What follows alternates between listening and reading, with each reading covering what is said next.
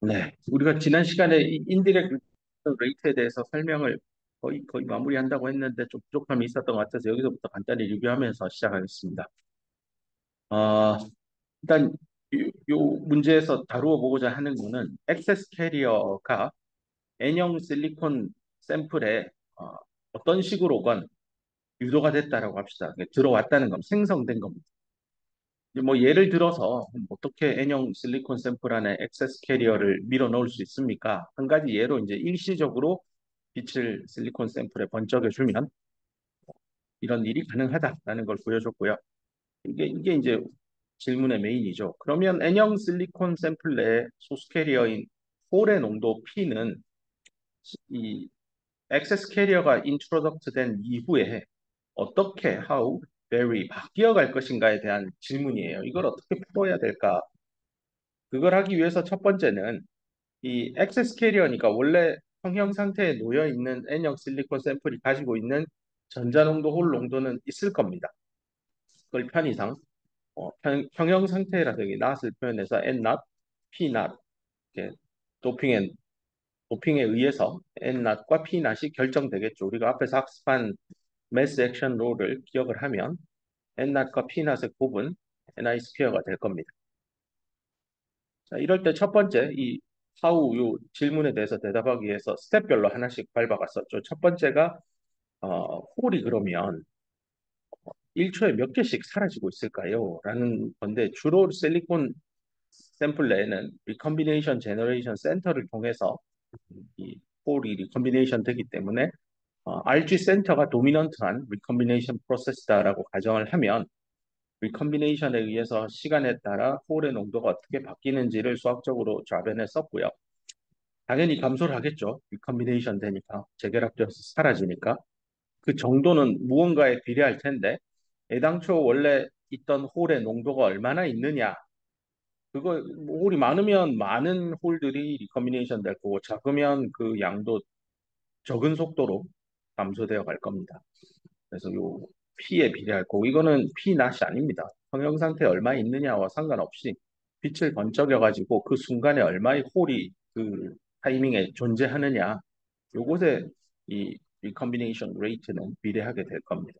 또 하나는 이 RG 센터에 의해서 이 리컴비네이션이 일어나고 있기 때문에 RG 센터의 양, 즉 트랩의 농도 N sub T의 값도 상당히 중요할 겁니다. N sub T와 홀의 농도에 비례할 건데 그 비례 상수로 캡처 코에피션트 C sub P를 썼었습니다.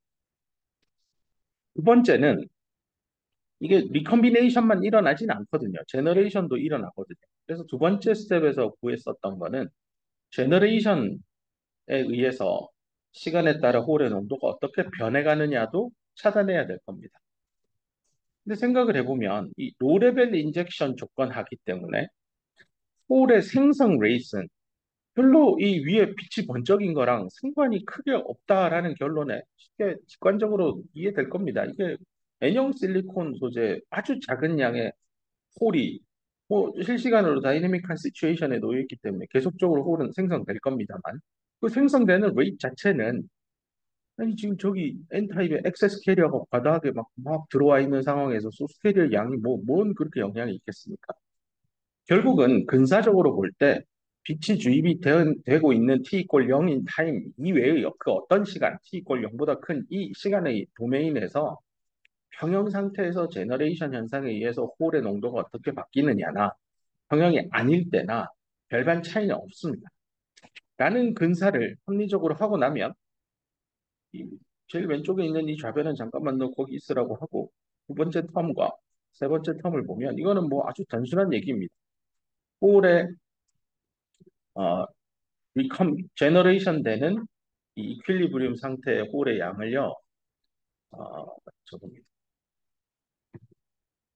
이렇게 이퀄리브리움 하면 당연히 0이겠죠. 왜냐하면은 리컴비네이션 제너레이션 레이트 서로 평형을 이루어서 이퀄리브리움 상태에서는 뭔가 하나 생기면 반대편에서 뭔가 죽을 겁니다.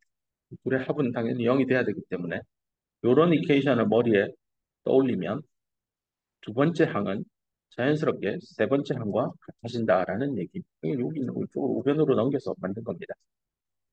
그러고 나면 1번 스텝에서 얻었던 식을 여기 대입할 수 있습니다.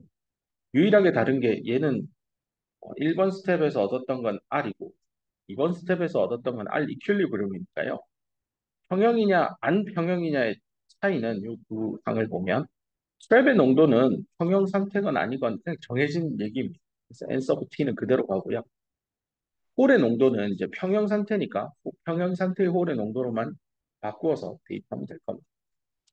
그다음 여기 마이너스가 있는데 이거 어디 갔습니까? 근데 요 앞에 마이너스가 있어서 없어져서 상쇄된 겁니다. 자, 이렇게 두 번째 스텝을 통해서 제너레이션에 의해서 소스케일의 홀의 농도가 시간에 따라 어떻게 바뀌는지를 식으로 쓸 수 있습니다. 그러고 나면 우리가 희망하는 마지막 이 단계입니다. 리컨비네이션과 제너레이션이 동시에 존재하는 상황 하에서 T = 0일 때 N형 실리콘에 빛을 번쩍여서 엑세스 캐리어를 과도하게 만들었습니다. 그에 따라서 N형 반도체 내 소수 캐리어인 홀의 농도는 시간에 따라 어떤 변화를 경험하게 될 것인가? 리컨비네이션, 제너레이션 각각은 다 존재할 테니까 각각에 대해서 계산한 다음에 더해주면 됩니다. 이게 1번 스텝, 2번 스텝에서 식을 얻었고 그 식을 그대로 가지고 와서 더했습니다. 식을 예쁘게 그 다음 줄에 정리를 하면 이런 결론에 도달합니다. P-P 낫의 홀의 농도가 어떻게 바뀌는지는 이런 비례관계에 있겠구나. 이때 이 P-P 낫이 excess carrier concentration이 됩니다. 여기는 P니까 excess hole concentration, 델타 P로 표현이 될 겁니다. 이렇게 쓰고 나면 좌변은 분명히 시간분의 농도의 컨셉인데 우변도 그와 동일한 단위를 가져야 될 겁니다. 시간분의 농도. 근데 위에 델타 P는 농도니까 이 하단부에 있는 이 녀석이 반드시 시간의 컨셉일 거고 그러다 보면 타우 P는 여기 있는 마이너스 CP, NT 요거랑 마이너스 타우 P가 여기 같아야 되니까 결론적으로 이런 정의에 도달하게 됩니다. 그래서 홀의 라이프 요 시간의 컨셉, 이 홀하고 연관된 시간일 텐데요. 이거에 의해 결정이 된다라고 되어 있는데 이 컨셉이 이제 뒤에 나옵니다. 여기로 바로 갑시다. 앞에 여기서부터 합시다. 그래서 이겁니다. 이퀄리브리움 스테이트로 릴렉세이션 되어 가는 거니까요. 평형이 깨진 상태에서 다시 평형으로 쫓아가는 겁니다. 이게 이제 릴렉스 하는 거죠. 원래 이 상태로 쭉 어, 릴렉스해서 돌아가는 상태인데요. 읽어봅시다. 어떤 반도체가 있어요. 네, 전류 흐름은 없습니다. 평형에 놓여 있나 봐요. 하여튼 뭐 커런트 플로우가 없는 어떤 반도체 재료가 있는데 그 내부를 들여다봤더니 더멀 이퀄리브리움이 디스터브 됐대요. 방해받았대요. 그러니까 평형이 아니라는 겁니다. 근데 어떤 크리에이션, 액세스 홀, 일렉트론, 그러니까 평형 상태의 전자와 홀이 존재할 텐데 그 이상으로 추가해서 갑작스럽게 액세스 홀과 일렉트론이 크리에이션 되어서 평형이 디스터브, 깨진 겁니다. 전류는 아직 안 흐르는데 그냥 순간적으로 거기가 깨진 거예요. 이게 조금 전에 봤던 예제 문제죠. 여기 요 스텝 요 문제죠. How does P vary with time t over not? 이거잖아요. 그럼 이거를 그럼 결국은 시스템은 평형 상태로 돌아올 겁니다. Relax back to equilibrium state 합니다. 이때 어떤 메커니즘에 의해서 어떤 뭐 이게 빛이죠. 라이트에 의해서 일렉트론과 홀이 막 생겨난 다음에 다시 원래 평형 상태의 전자와 홀의 농도로 돌아오는 이 과정은 뭐냐? 실리콘 소재이기 때문에 주로 리컨비네이션 제너레이션에 의해서 돌아올 겁니다. 그 과정을 좀 전에 풀었잖아요. 요 케이스에 대해서 풀었죠. N형 반도체에서 소스케일인 홀이 시간에 따라 어떻게 홀 농도 P가 시간에 따라 어떻게 바뀔까요? 그 변화율은 이렇게 결정됩니다라고 유도를 했습니다. 뭐 똑같은 논리로 홀 대신 일렉트론, N 대신 P로 바꾸면 이렇게 또 바뀔 겁니다. 이 얘기를 가지고 이제 밑에 있는 타우의 정체를 이제 설명할 겁니다.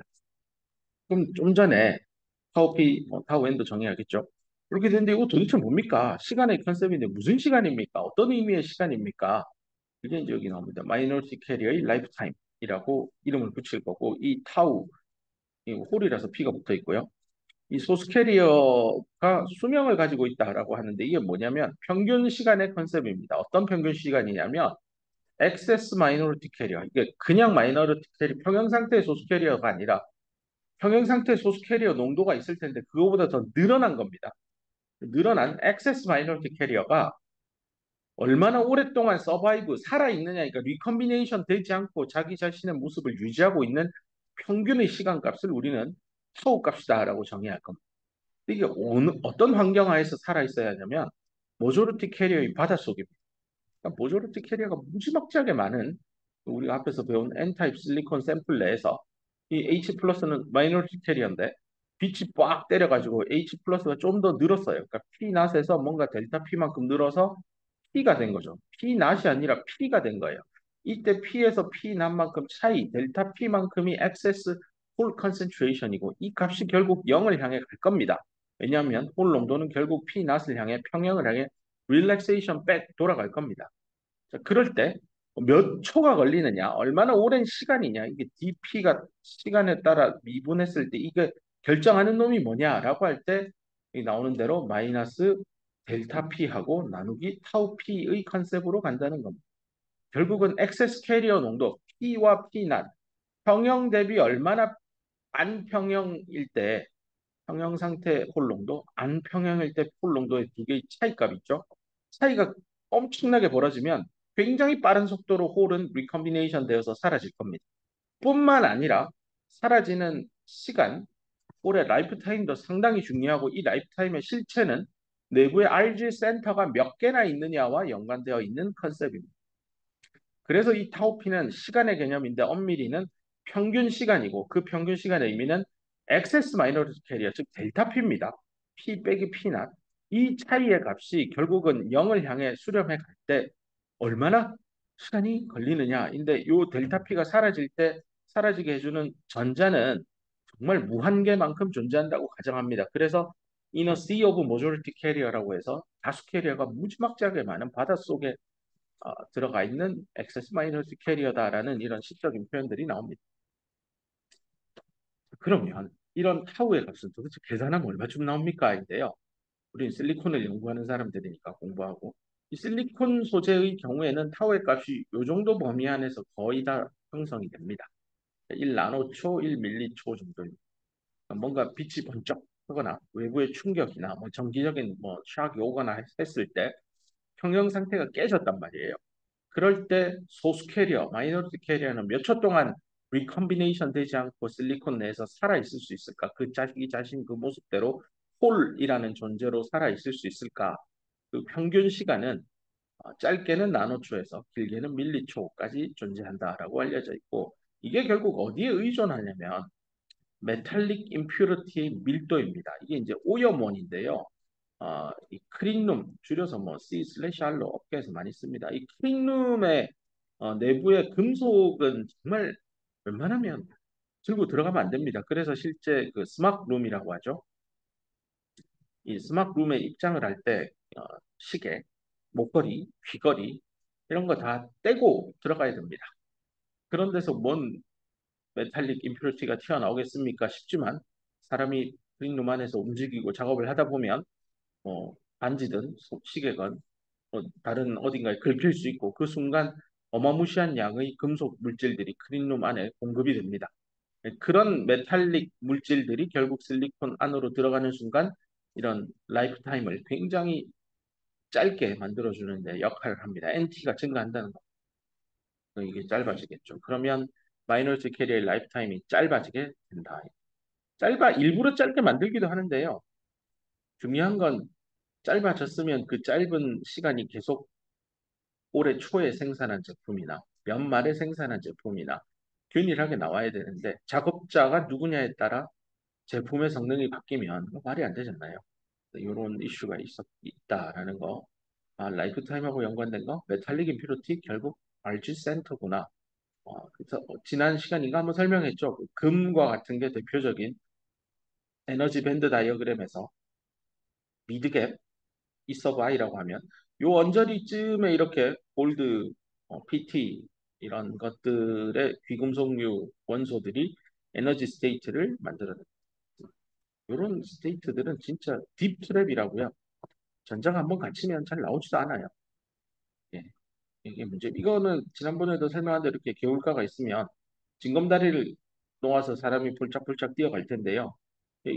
이렇게 놓아둔 강가랑 다리 여기 강 가의 끝에 여기에다 돌멩이 하나 둔 거랑 있으면 사람이 여기 딱 들어가잖아요. 그러면 요 강 안에서 쉽게 빠져나옵니다.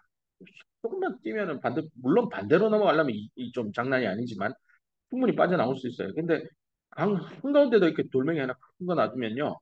사람이 어떻게 뒤에서 열심히 뛰어가지고 점프해가지고 들어갔어요. 문제는 그다음부터입니다. 여기서 어떻게 나갈 건데 도약을 하기 위한 도약대도 없고 망한 겁니다. 여기 갇혀갖고 못 나와요.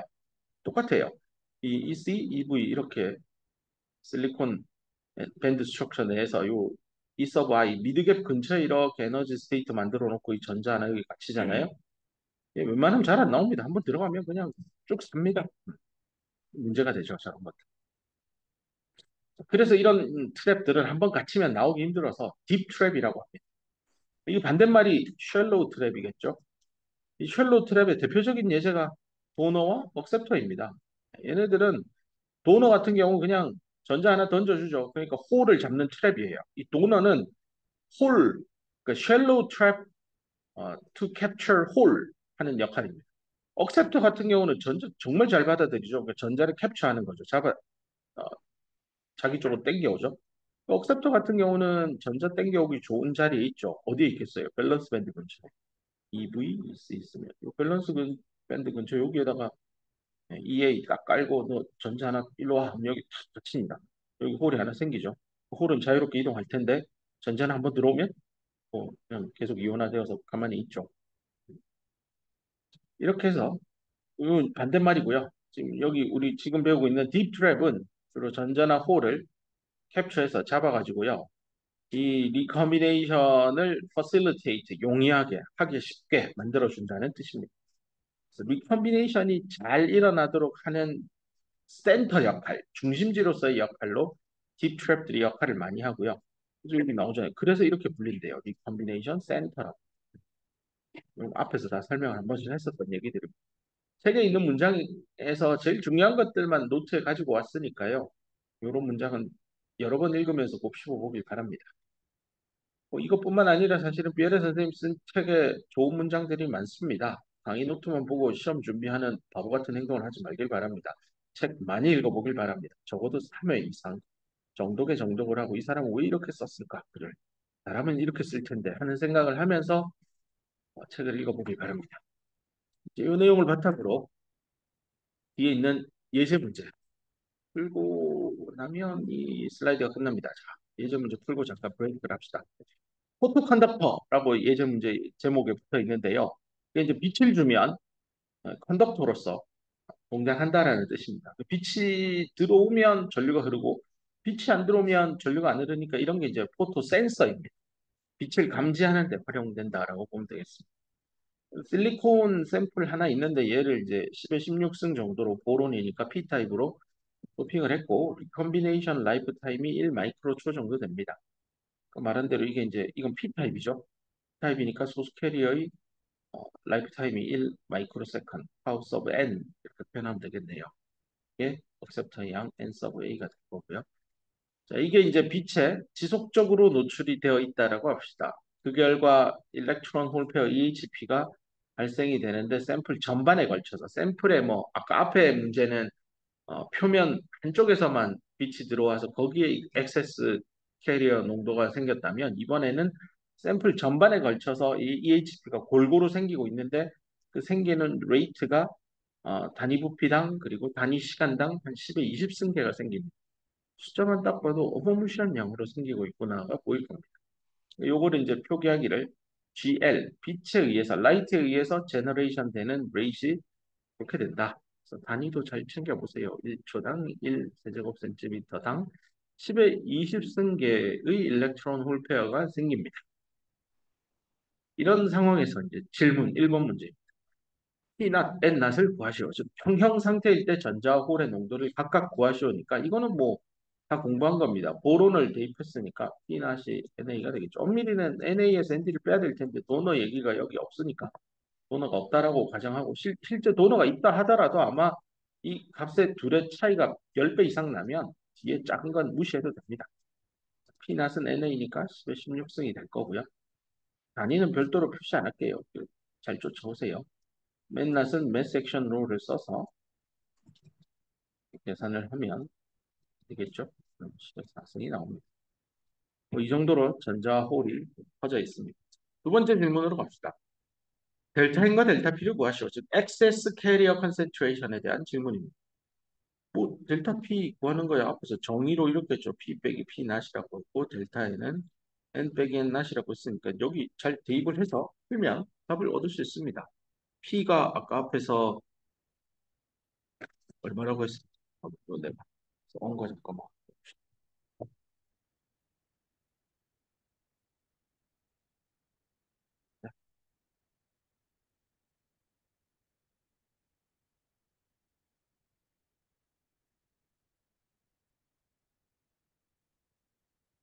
이렇게 정의에 의해서 풀려고 하면 얘는 알지만 T와 N을 현재 문제에서 알 수 없습니다. 주어진 정보는 GL밖에 없거든요. 그래서 이 같은 경우에는 이 제너레이션 레이스를 알고 그 숫자가 지금 압도적으로 평형 상태 홀 농도보다 훨씬 높아요. 10,000배 이상 높기 때문에 이거 제너레이션 된 EHP에 의해서 홀 농도가 결판이 나겠구나라고 보면 됩니다. 그럼 결국에는 여기다가 뭔가를 곱해서 시간의 개념이 나올 겁니다. 곱하면 나오는 게 농도의 개념이 나올 겁니다. 결국은 내가 알고 있는 문제에 주어진 정보만 봐도 이게 힌트인데 사우스 오브 n을 대입을 하면 전자가 죽지 않고 이 P형 반도체 안에서 살아있는 시간이 1 마이크로초라고 문제에 주어졌으니 이 빛에 의해서 EHP가 마구잡이로 생기면 그 순간에 전자도 생기고 홀도 생기지만 전자만 생각하면 전자도 10의 20승계가 생길 겁니다. 거기다가 1 마이크로초를 곱하는 순간 이 둘의 컨셉은 단위 부피당 몇 개의 전자가 존재하느냐의 컨셉이 나옵니다. 그래서 GL 타우 N을 해주면 이게 바로 전자의 농도가 얼마나 나왔느냐입니다. 여기서 제가 N 대신 델타 N을 쓴 이유는 뭐 N 낫이나 P 낫보다 지금 요 N과 P의 값이 사실상 델타 N, 델타 P랑 같은 수준입니다. 10의 20승이라. 그래서 이렇게 간단하게 썼습니다. 이러고 나면 여기 10에 20승 넣고 여기 10에 마이너스 6승 넣으면 델타 N이 10에 14승 나오겠죠.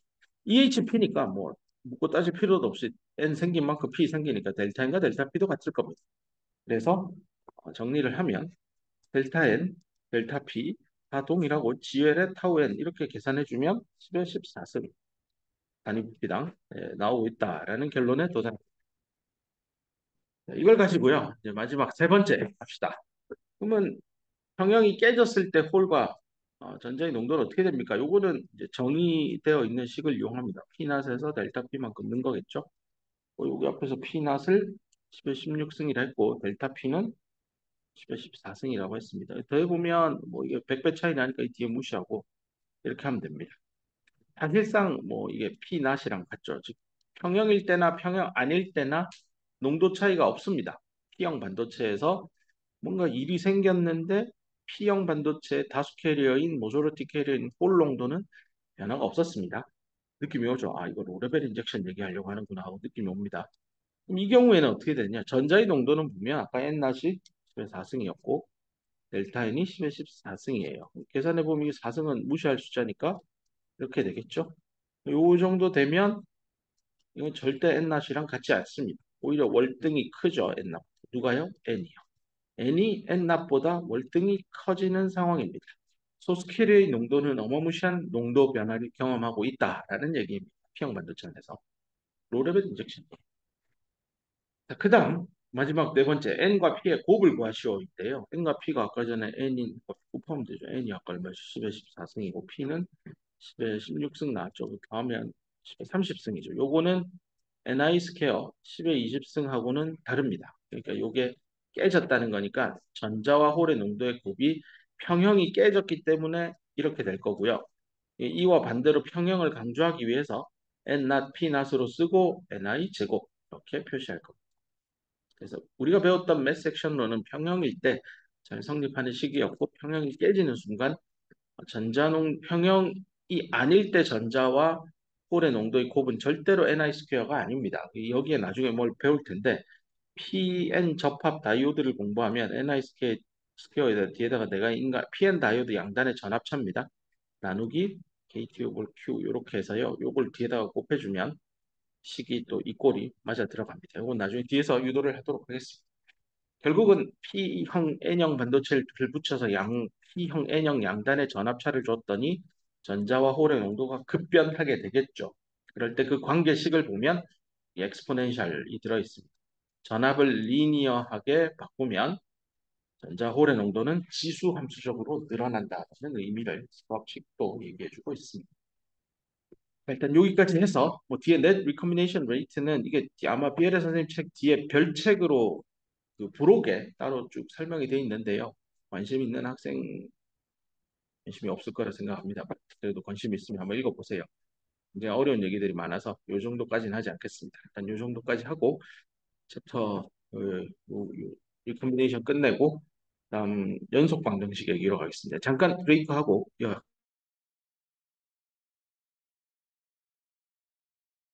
네, 잠깐 머리를 식혔으니까 그 다음 얘기로 가봅시다. 그 다음 얘기는 챕터 3절의 뒷부분 얘기인데요.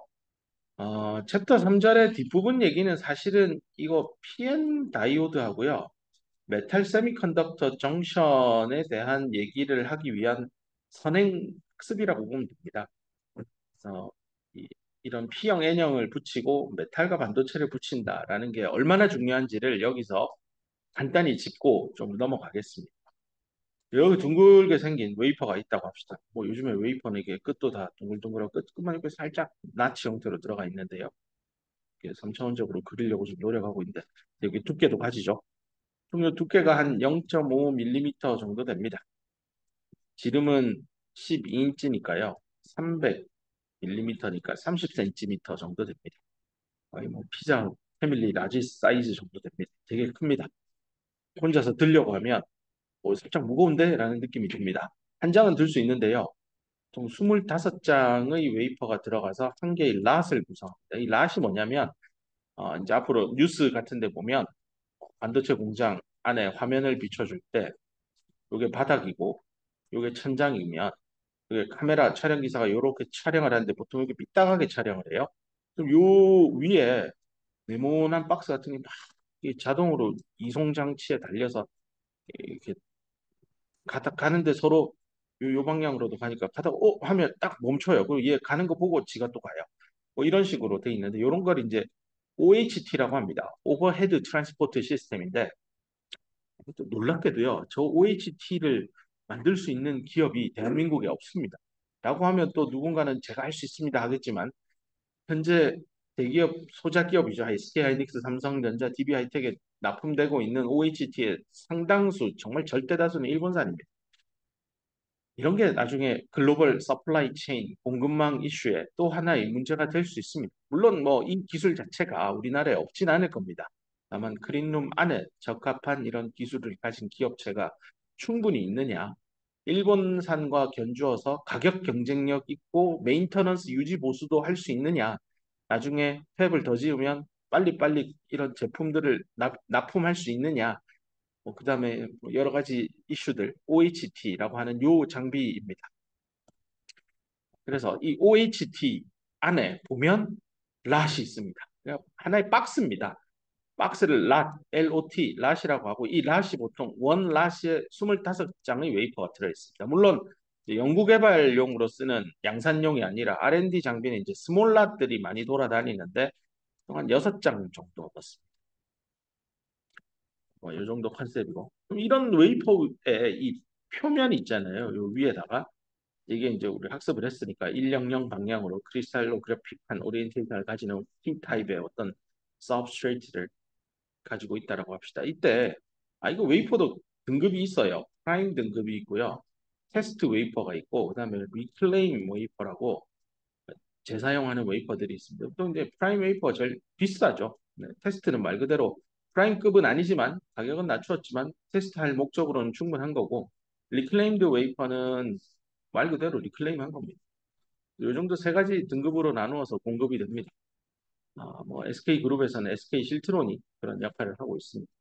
월드와이드 넘버 3 기업으로 성장해 있습니다. 일본의 시내주 숨포 D를 이어서 웨이퍼 사업을 하고 있고 요 SK실트론은 경쟁사인 삼성전자에도 웨이퍼 판매하고 있습니다. 삼성전자 입장에서도 SK실트론 웨이퍼를 구매하는 이유는 글로벌 공급망 리스크를 해지하기 위한 방법입니다. 일본산 웨이퍼만 쓰다가 일본 수출 통제가 되는 순간 골로 가는 겁니다. 웨이퍼 생산, 웨이퍼 공급이 안 되면 공장 스탑입니다. 재난입니다. 재난. 자, 그러면 그런 웨이퍼 위에 도대체 이걸 이제 뭐 가로 세로로 이렇게 잘라가지고요. 여기 요만한 칩을 하나 얻죠. 이 칩을 다른 말로 다이라고 업계에서 표현하는데 이 다이 안을 까보면 그 위에 뭐가 있습니까?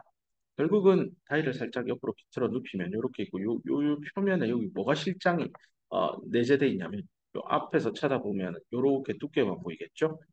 여기에 이제 위에다가 뭐 온갖 것들을 넣는데 우리가 배운 것만 일단 간단히 얘기하면 억셉 도너를 넣는다고 합시다. 그럼 이렇게 도너가 들어가겠죠? 3차원으로 그리면 이렇게 뒤에 이렇게 들어갈 겁니다. 도너가. 이게 이제 P-타입 서브스트레이트가 될 거고요.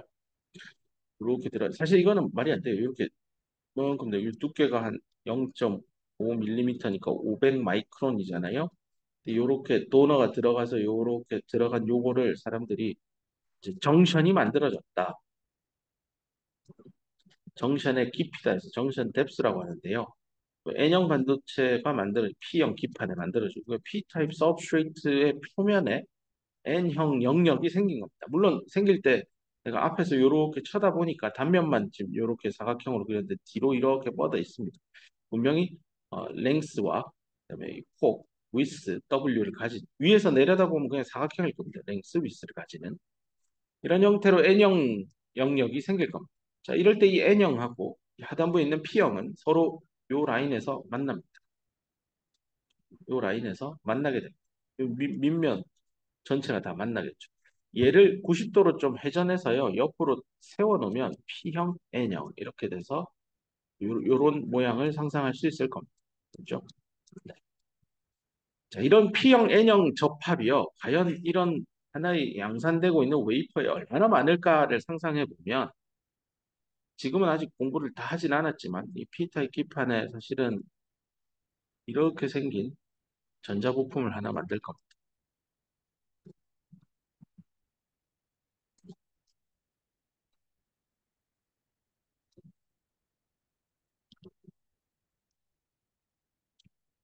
열심히 빠르게 스케치한다고 했는데요. 일단 이게 P 서브스트레이트고 요 위에 얇은 광막이 하나 보일 겁니다. 요게 옥사이드입니다. SiO2라고 하는 산화물이고요. 실리콘에다가 산소가스 내지는 수증기 붙이면 화학 반응을 해서 SiO2가 길러집니다. 크로스하는 방식입니다. 뭔가 SiO2라는 물질을 증착, 어디서 뜯어내가지고 갖다 붙이는 방식은 아닙니다. 요거는. 그 다음에 옥사이드 위에다가 여기 메탈인데요. 보통 메탈 많이 쓰고 있는 게 타이타늄 나이트라이드 계열들을 현재 쓰고 있고 얘만 쓰진 않고 우리 공부한 폴리실리콘을 아주 진하게 헤빌리 돕드 시켜서 넣고 있습니다.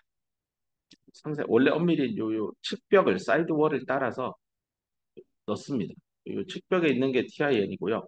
안에 가운데 뻥 뚫린 공간에 헤빌리 돕드 폴리실리콘을 채우고 있습니다. 이런 메탈, 옥사이드, 그다음 여기는 실리콘이죠. 요 왼쪽 오른쪽에 이제 도핑을 합니다. N형. 네, 너무 진하게 해서 N 플러스라고 표현한 거고요. 이렇게 만들어진 이런 거를 사람들이 전자회로 심볼로 써서 이게 게이트, 소스, 드레인이라고 해서 모스 구조를 메탈 옥사이드 세미컨덕터 여기 있죠. 메탈 옥사이드 세미컨덕터의 적층 구조를 가졌다고 해서 모스 트랜지스터라고 합니다.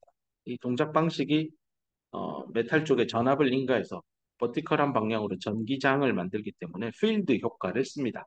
일렉트릭 필드 효과, 필드 이펙트, 필드 이펙트를 쓰는 트랜지스터라고 해서 FET라고 트랜지스터의 종류도 여러 가지가 있는데 FET 계열이 현재는 메인스트림입니다.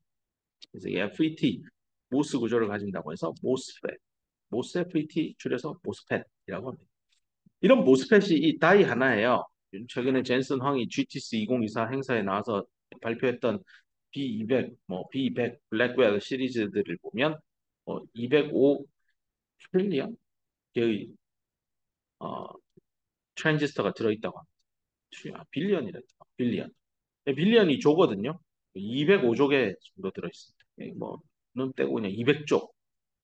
새끼 손톱만한 크기는 아닙니다. B100은. 훨씬 커요. 좀 크긴 큰데 한 3cm, 3cm 돼 보이던데 눈으로.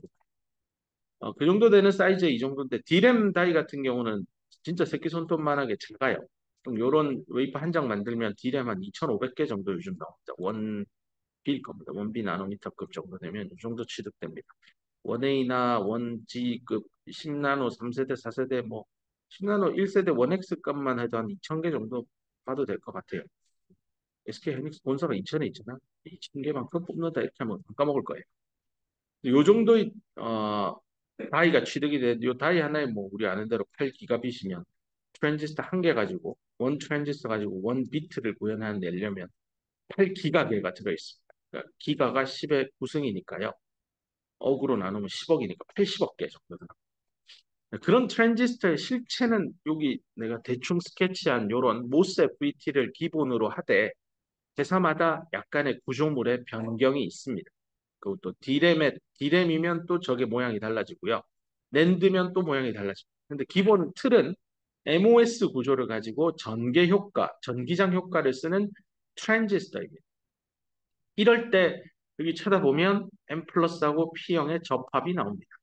이쪽에도 P와 N은 만납니다. 물론 여기 MOS 구조는 또 따로 학년이 올라가면 모스 구조에 대해서 상세하게 거의 한 학기 내내 이것만 공부할 겁니다. 이 내부에 어떤 피직스, 물리학이 숨겨져 있는지 상세하게 이해해야 합니다.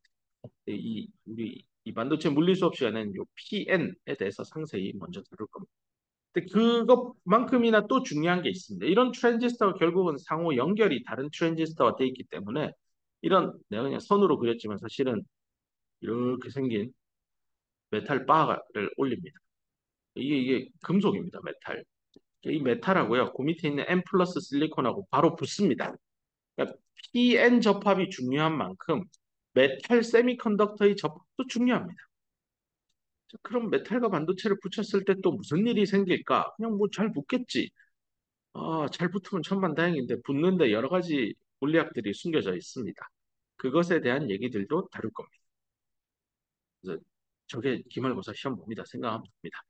이제 점점 더 어려운 전공 얘기로 들어갈 겁니다. 고등학교 시절에 배웠던 PN 다이오드의 정기적 특성, 뭐 전류를 한 방향으로 흘리는 정류 기능을 가진다, 순방향, 역방향 바이어스일 때 전류가 어떻다, 뭐 전자대 띠가 뭐 그거는 유치원 수준인 거고 그 이상 안으로 들어갈 겁니다. 들어가기 위해서 필요한 기본적인 물리 지식이 필요합니다. 그걸 챕터 3의 후반부에 다룹니다. 그래서 여기에 첫 번째로 연속의 방정식에 대한 얘기를 할 겁니다.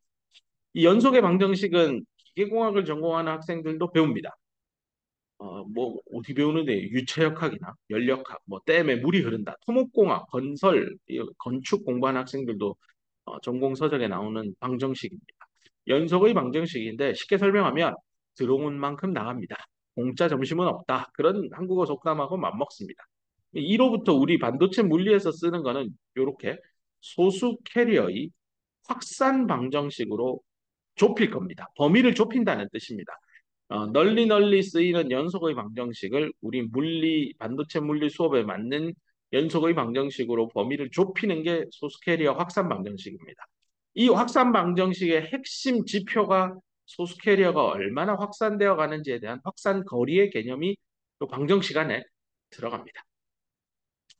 이걸 하고 그다음 마지막에 커젤 펄미 레벨이라는 컨셉을 딱 배우고 나면 이제 접합으로 들어가 MS 접합, PN 접합으로 가면 됩니다. 먼저 연속의 방정식이 도대체 뭡니까? 그 말한 대로 여기 나옵니다. 캐리어, 전자는 홀입니다. 플럭스니까요. 1초에 몇 개나 지나가느냐 이런 컨셉이 물리학에서 말하는 플럭스입니다. 들어가거나 나가거나입니다. 어떤 아주 작은 볼륨입니다. 정말 눈에 보이지도 않는 조그마한 직육면체 여기 새까맣게 여기 하나 그려놨죠. 정말 인피니테시말 아주 작은 부피를 가지는 어떤 육면체가 있다라고 할 때 거기를 들어가고 나옵니다. 인, 아웃 하죠. 인, 아웃 하니까 인앤 아웃 버거가 맛있습니다. 한국에 아직 안 들어왔을 거예요. 인앤 아웃 버거라고. 캘리포니아에 가면 나중에 데이비스에 가면 많이 있을 겁니다. 주변에 맛있습니다. 애니멀 소스를 꼭 달라고 해서 먹었습니다.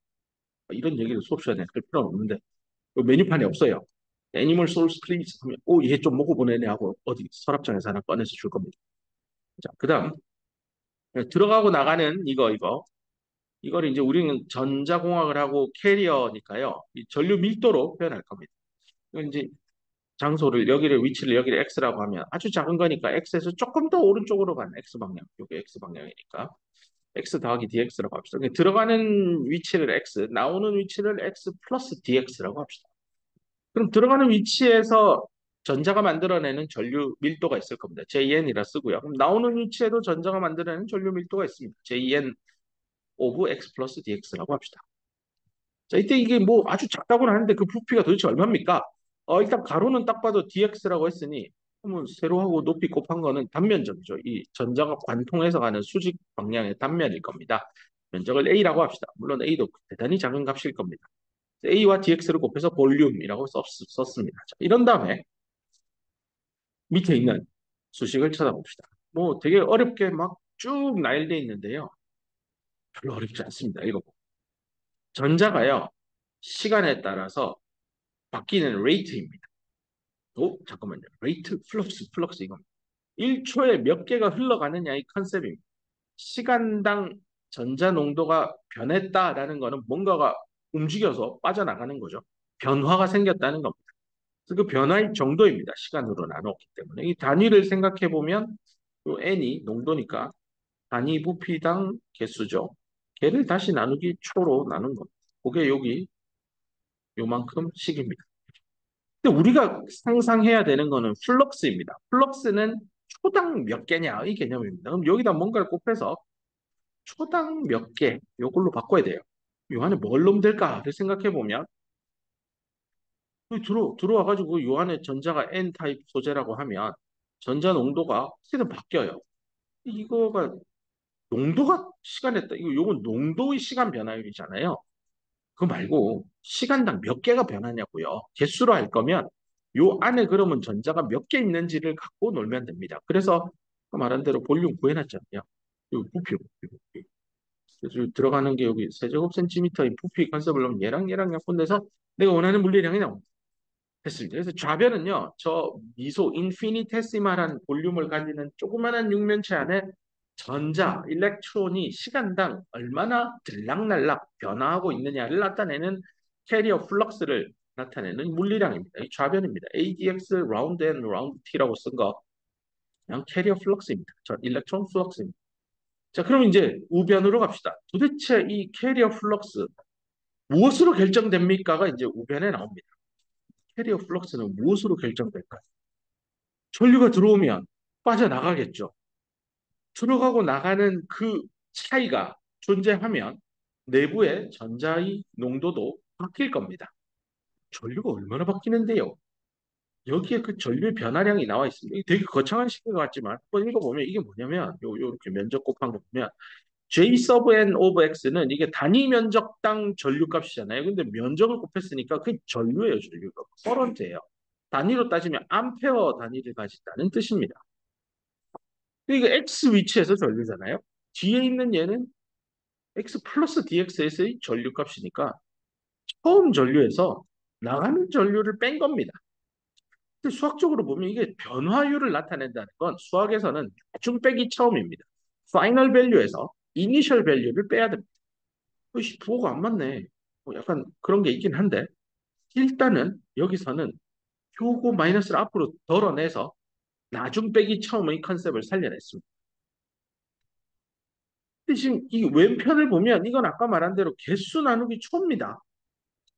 근데 얘는 전류잖아요. 전류는 쿨롱 나누기 초예요. 단위가 안 맞아요. 이거 어떻게 하면 뭘 곱하면 또 초당 개수, 즉 플럭스의 컨셉으로 가느냐. 시간당 입자, 파티클, 전자랑 홀이죠. 개수 변화로 갈 거 아니에요. 도대체 물음표 안에 뭐 넣어야 되지? 생각해보면, 뭐 쉽죠? 쿨롱분의 개수. 이게 뭐지? 아, 쿨롱분의 개수면, 쿨롱분의 개수면, 1 나누기 하면, 쿨롱 나누기. 한 개당 전하량, 이거 배웠잖아. 1.6, 10의 마이너스 19승. 단위 전하량이죠. 그래서 여기에 Q분의 1이 떡 하고 곱해집니다. 쿨롱분의 개수니까, 이 샵을, 개수 밑으로 내리면, 이렇게 나오죠? 요거 맞추려면 Q분의 1이 나옵니다. 잘했습니다. 우변의 첫 번째 항은 결국은 정리하면 그거네요. 요 마이너스 감안해서 요만큼에서 나중 전류 빼기 처음 전류인데 걔를 단위 전하량으로 나누어서 시간당 몇 개가 변하느냐를 나타내는 플럭스의 개념입니다. 이거 다 된 거 같잖아요. 아주 작은 미소 부피 안에 전류가 들어와서 전류가 빠져나갈 때 그 미소 부피 안에 전자의 농도가 어떻게 바뀌느냐, 플럭스는 다 쓴 것 같아요. 자, 근데 이 뒤에 또 뭐 하나 더 붙어 있습니다. 이게 도대체 뭡니까인데요.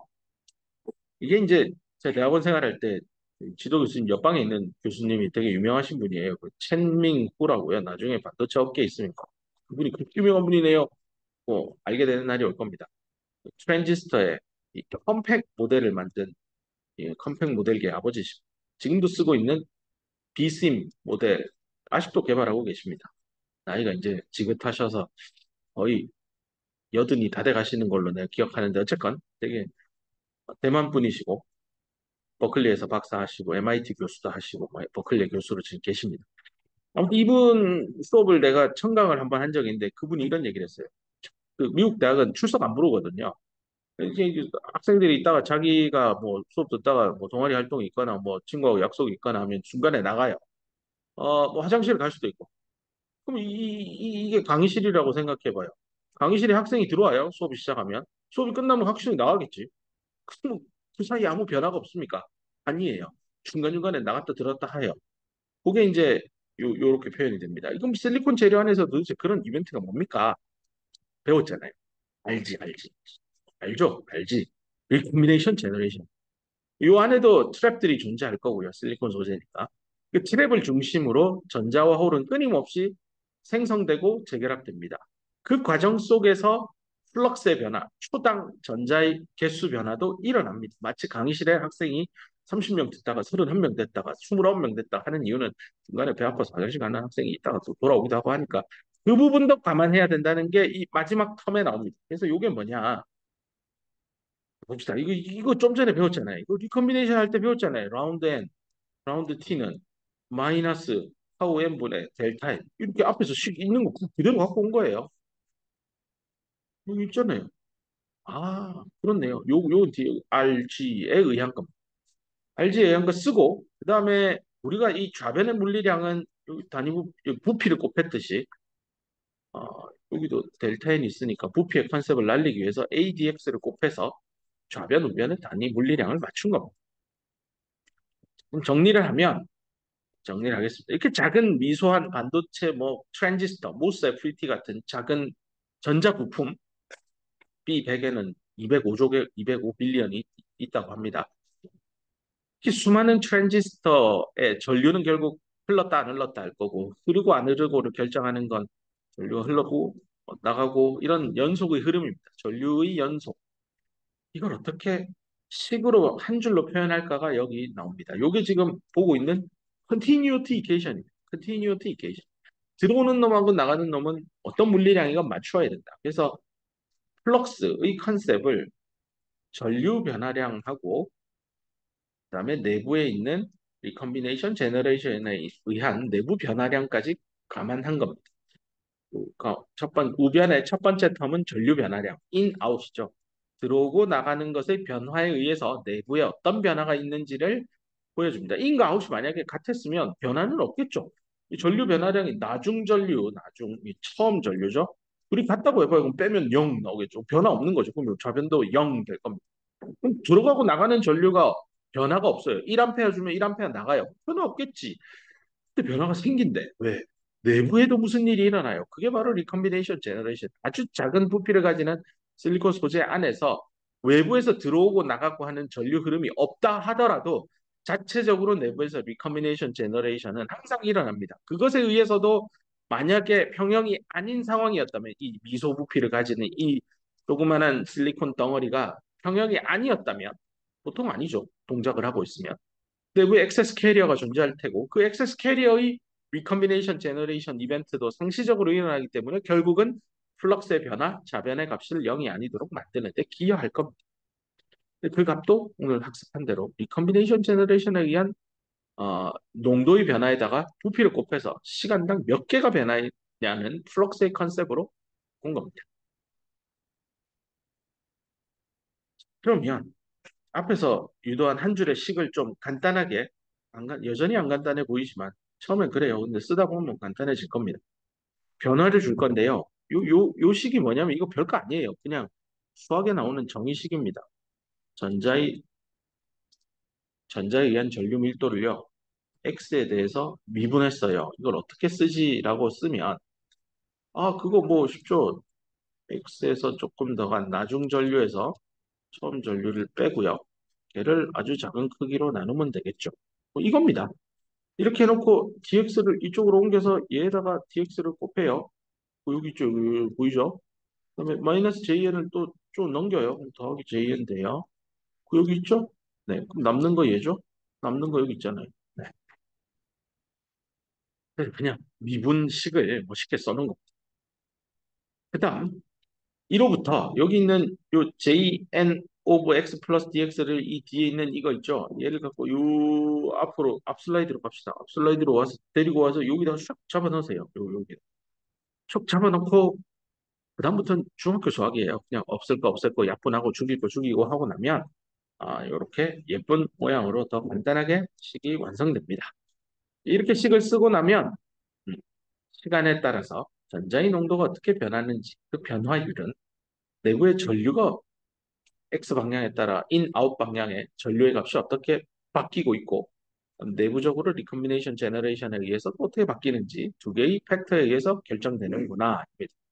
이게 반도체 물리에서 얘기하는 연속의 방정식, 연속의 방정식, continuity equation인데요.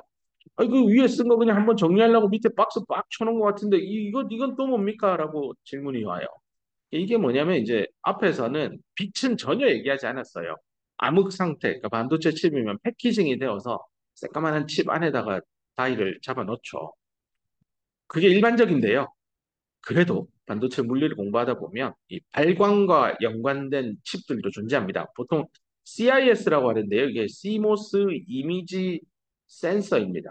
디지털 카메라 좋아하는 학생이 있으면요. 또는 친구가 디지털 카메라 큰 거 전문가용 쫙큰 거 들고 다니면 그 앞에 렌즈 있잖아요. 렌즈 뜯어내고 그 본체 바디 한번 눈으로 보세요. 렌즈하고 바디하고 만나는 부분에 저 멀리 안쪽 어딘가 깊숙하게 네모나면서 이게 막 첨단 반도체가 그려져 있는 반짝반짝한 그 보일 겁니다. 그 손 딱 대는 순간 이제 그 100만 원 날아가는 겁니다. 요게 CIS예요, CIS. CMOS 이미지 센서입니다. 이런데 이제 먼지 안 까나면 이제 불어서 떼내면 되지. 푹푹 불거나 아니면 그 뾱뾱이 같은 거 있잖아요. 고무로 만든 거, 몰랑몰랑한 거, 누르면 바람 쏘고 나오는 거 그런 걸로 불면 됩니다. 어쨌건 이런 CIS를 공부할 때는 또 중요합니다. 외부에서 빛이 들어와서 얼마나 전자나 홀의 농도가 시간에 따라 바뀌느냐가 이 제너레이션에 의해서도 영향을 받으니까요. 대신에 이 제너레이션이니까 늘어나는 거니까 변화율도 늘어나는 방향이라 5를 플러스로 써준 겁니다. 그래서 이렇게 하면 연속의 방정식이 완성된 거고요. 얘와 똑같이 이제 similarly 공학 서적에서 항상 나오죠. 한 번 더 안 해줘요, 진짜 전자들. 내가 책을 쓰면 난 꼭 친절하게 해줄 거예요. 이걸 바꾼 거예요, 그냥. N 대신 P로. N 대신 P.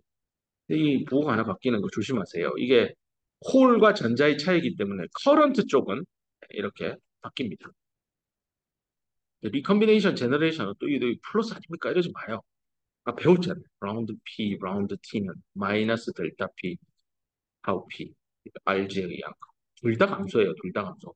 제너레이션, 리컴비네이션에 의한 건 하여튼 어떻게든 RG 이벤트가 일어나면서 평형 상태로 릴렉세이션에서 돌아가는 거니까 마이너스입니다. 여기 플러스 아니에요. 마이너스예요. 요것만 조심하세요. 여기는 마이너스예요. 오타 아닙니다. 요것만 조심하면 N에서 P로 넘어가는 건 네, 금방 합니다. 그럼 이걸 들고요. 시간을 봅시다. 다른 것 같습니다. 그게 연속의 방정식인데 쟤를 들고 이제 그 다음 얘기로 넘어가는 게 소스 캐리어 확산 방정식.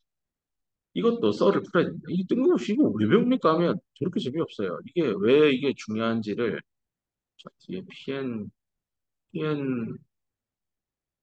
이, 이 강의 노트에 없다. 적당한 빈 공간을 찾읍시다. 아, 여기다 합시다. 이거 빈 공간을 찾기 위해서 하는 겁니다. 이 강의 내용하고 상관없는 겁니다. 저 왜 갑자기 마이너리티 캐리어 디퓨전 이퀘이션 다 쓰기 싫어서 그냥 MCD라고 부르지 않아요. 그냥 마이너리티 캐리어 디퓨전 이퀘이션이라 부릅니다. 내가 쓰기 싫어서 이렇게 쓴 거고요. 그 시간에 썼겠다 생각해봅니다. 그건 이렇게 했을 때 P형하고 N형을 붙여서요. 나중에 양단에 전압차를 줄 겁니다. 이게 이제 접지, 레퍼런스 전압. 이것도 나중에 한 번 더 강조하겠지만 레퍼런스 전압이 꼭 0볼트여야 됩니까? 아니요. 그럴 필요 없습니다. 근데 0볼트를 하면 계산하는 식이 0이 들어가면 여러 가지로 편할 때가 많아요. 그래서 주로 0을 쓸 뿐이지 꼭 0은 아닙니다. 그다음 요건 이제 VA라고 썼는데 얘는 이제 Applied Voltage입니다. 보통은 이제 한자어로 인가되는 전압이죠. 내가 어딘가에 applied, 인가하다. 인가의 의미가 요즘 학생들이 문해력이 떨어져갖고 인가가 뭔지 알지? 인간? 사람? 이러고 있는 인가입니다. 인가. 허락하다. 이게 붙여가지고 거기다 가한다는 뜻입니다. 그러면 인접하다 할 때 그 인자에다 이게 가짜, 더할 가짜일 거예요. 붙이는 겁니다. 여기다 입력을 하는 겁니다. 전압을 주겠다는 겁니다. P형에다가 요 0볼트를 기준으로 해서 여기에 전압을 줄 겁니다. 이게 0이니까 보통 이제 양의 전압, 음의 전압 이런 컨셉이 나옵니다. 근데 이거 사실은 엄밀히는 고등학교 때 이거를 순방향, 이거는 음이니까 역방향 배웠는데 틀린 얘기예요. 이게 만약에 마이너스 1볼트면 여기 VA에 마이너스 0.5볼트 주면 이거 순방향이에요. 왜냐하면 얘가 레퍼런스가 마이너스 1이거든요. 마이너스 1보다 높은 게 순방향이지 어디 0보다 크면 순방향이라고 큰일 날 소리입니다. 잘못된 개념입니다. 근데 흔히 레퍼런스를 0이라 쓰기 때문에 우리는 자연스럽게 양의 전압은 순방 이렇게 갈 뿐입니다. 알고 쓰길 바랍니다. 나중에 시험 문제 예전에 내가 저기 공무원 시험 문제 출제하러 가가지고 몇 년 전이라 이제 얘기해도 되겠다. PN 다이오드 해가지고 다음 중 순방향 전압은 다 틀렸어다. 여기 P형에 뭐야 저기 5볼트 주고요. 여기다가 6볼트 써놨어. 그 사람들이 얘만 봐. 오, 순방향이네. 동그라미 1번 정답. 웃기는 정답률이 10%가 안 나왔어요. 어마무시하게 어려운 문제였다 하더라고. 답 없음이 정답이에요. 답이 없도록 만든 보기를 4개를 주고. 다음 중 순방향은 했는데 얘만 5, 6이고 나머지는 다 마이너스 1에 얼마 0, 마이너스 2에 마이너스 3에 0. 맞췄죠? 이거 마이너스네. 리버스네. 다 틀리고 5, 6, 양이네. 1번이요. 틀렸던 기억이 납니다. 우리 기말고사인데도 또 틀릴 거야. 이게 6이면 낮잖아요. 그럼 이것도 리버스예요. 역방향. 답 없어요. 원래 얘기로 돌아옵시다. 아유, 자꾸 딴 얘기야. PN 다이오드가 있으니까 전압을 0보다 크다라고 합시다. 이렇게 하면 여기 있는 홀이 이쪽으로 확 넘어가요. 넘어왔죠? N형이에요. 원래는 P형이었어요. 지가 다수 캐리어였어요. 모조리티였다가 넘어오니까 소수 캐리어예요. 어떻게든 가야 돼요. 0볼트니까. 자기는 플러스니까. 가요. 갈 때 어떻게 갈까요? 인데요. 뭐 전압 가 있으니까 전기장이 이렇게 빡 있으면 드리프트 아닙니까? 아닙니다. 나중에 또 공부하겠죠. 요 정도 영역 안에만 전기장이 있고요. 그 바깥쪽에는 전기장이 거의 0입니다. 실제는 0이 아니라는 얘기예요. 거의 0이라는 거. 근데 0이라고 할 거예요. 그래서 여기 N형 있죠, 여기. 요 안에 H 플러스 홀 여기 넘어온 거예요. 얘가 이렇게 가는 유일한 캐리어 액션은 DDR 중에서 두 번째 D, 디퓨전입니다. 그래서 앞으로 갑시다. 여기까지 하고 끝낼게요. 슉 가면 일렉트릭 필드가 아주 작습니다라고 가정하고 앞에서 배웠던 연속의 방정식을 간단하게 만들 겁니다. 왜 뜬금없이 이런 가정하는데요라는 말 없이 그냥 받아들이세요 하면 받아들이기 힘들 겁니다. 하지만 조금 뒤에 공부할 PN 접합 다이오드에서 전압을 인가해서 홀을 이쪽으로 넘겨서 홀이 이렇게 가는 요 전류 흐름을 계산할 때 연속의 방정식을 쓸 겁니다. 근데 이때는 요 내부의 전기장을 거의 0에 가깝다라고 가정할 겁니다. 이게 말이 됩니까? 근데 말이 됩니다. 나중에 이해될 겁니다. 왜냐하면 여기 가운데가 잔잔한 홀이 없어서 저항이 굉장히 크고요. 바깥쪽은 저항이 작아요. 그럼 아마 1옴, 1메가옴, 1옴 이쯤 되면 양단에 1볼트 주면 1볼트가 1옴, 1메가옴, 1옴에 나누어질 텐데요. 주로 가장 저항이 큰 1메가옴에 다 갑니다. 그러면 1옴에는 전압 강화가 없다라고 가정해도 크게 틀리지 않습니다. 그래서 전기장이 없다라고 가정할 거고요. 그러면 흐르는 메커니즘은 디퓨전밖에 없습니다. 그러면 앞에서 공부한 디퓨전 커런트만 끌고 들어와서 오늘 배운 연속의 방정식에 대입할 겁니다. 어디다가? JN 자리, 전류 자리였고요. 뭐 이런 얘기들을 뒤에서 쭉 계속 이어나가겠습니다. 일단 시간이 여기까지라서 여기까지 하고 다음 시간에 소스캐리어 확산 방정식 조금 더 깊이 있게 계속 가겠습니다. 수고했습니다.